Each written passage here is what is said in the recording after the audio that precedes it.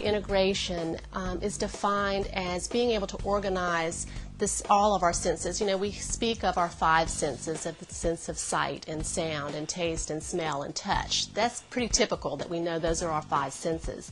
There are a few more senses that we don't speak about very often. One of them is called the vestibular sense, and that is the brain's ability to process information about where our body is in space and related to gravity. Why don't you stop and push the other way? Ready? And stop, stop, stop, stop, stop. The other sense that we frequently don't talk about is the proprioceptive sense. That's the sensation that we feel that, again, helps us figure out where our bodies are and how much pressure we're using with our movement. We also have the tactile sense. You know, the tactile sense with the basic senses is just the sense of touch.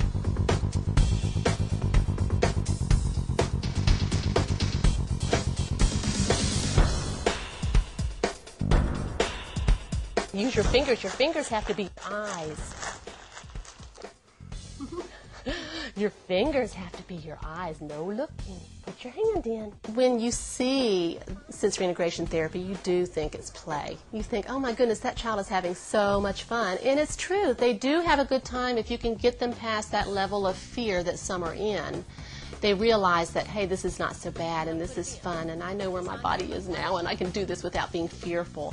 So of course it makes me happy that they can start playing like their peers and not be so frightened or not be feeling so much pain because someone has come and touched them on their back or on the top of the head, which, you know, just sends them off, and it just seems so hurtful to them.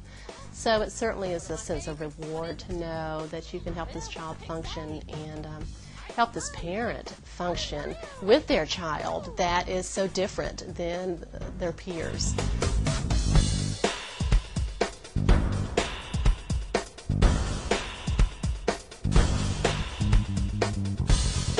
Typically, in terms of working with a child that's early on in their age, 0 to 3 population that we already know is a fussy baby and they don't tolerate their mother holding them, or they're having difficulty just organizing that suck on a bottle, you know already that things may be a little bit iffy about their sensory system. So if you get them early on, you're going to apply your sensory integration therapy with them in that, okay, they may be sensitive to sound, they may be sensitive to light. We want to do things with them in terms of their sensory system to help them feel more organized. You wouldn't see a 2-year-old or a 1-year-old on these swings necessarily, but we can adapt what we're going to provide in a sense using a sensory integrative approach. In terms of therapy, we base it on the goal itself. And so they may be in therapy 3, 4, 5 months, or they may be in therapy for a couple of years, just depending on what that functional goal is you're working towards. Right now, sensory integration therapy is something that's still being researched in terms of its validity. You will have therapists like myself that know there are certain things that I can do with using a sensory integrative approach with the child that I absolutely know is so worthwhile. And we'll have parents to say, absolutely, this has worked and helped my child to get to this next point. Research is still going on out there.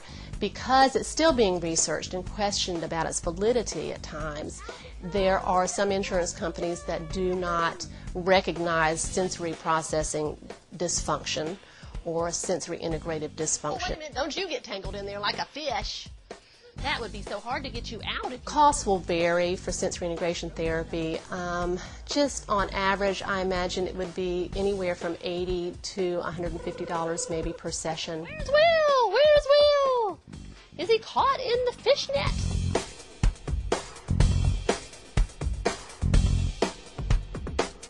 I think that's good. Now climb back over and let's get the swing. You can get services in the clinics. You can get services in a hospital for sensory integration therapy privately.